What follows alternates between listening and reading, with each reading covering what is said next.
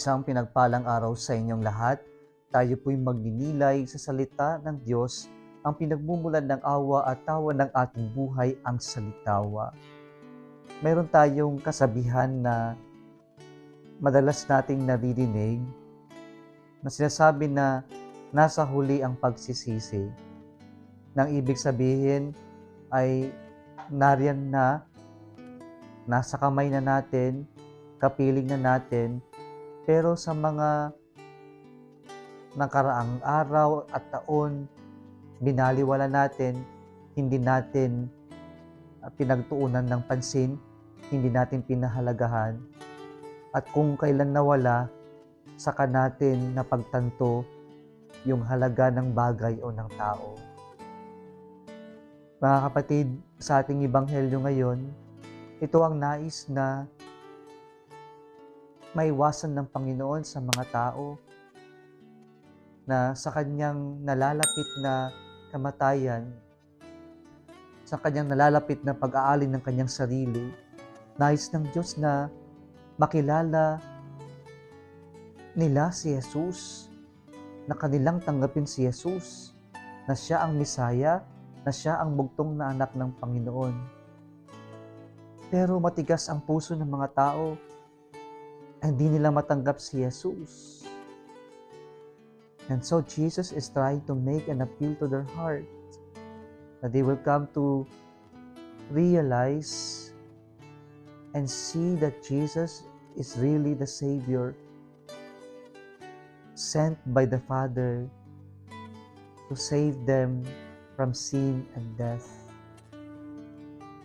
Kaya sa ating ebanghelyo ngayon, narinig natin si Jesus ay tila nagsasawa na rin, tila napapagod na rin na ipaliwanag ang kanyang sarili.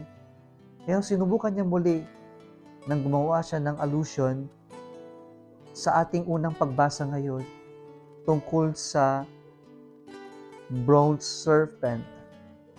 At doon, sa kwento ng ating unang pagbasa ngayon, nag-complain ang mga Israelita sa kanilang natatanggap na pagkain na mana.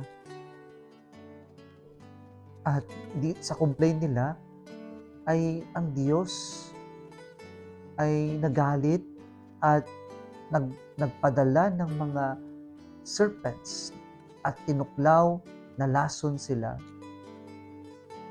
And then God heard their appeal that they are sorry of their sin, and so He asked Moses to make that bronze serpent, and whoever gazes that bronze serpent will be healed from the poison of the serpent.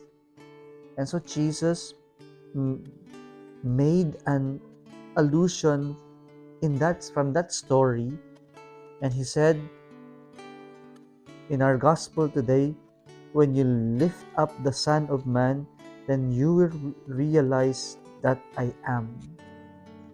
Na makikita nila na siya ay Diyos, yung kanyang divinity, when Jesus is lifted up on the cross.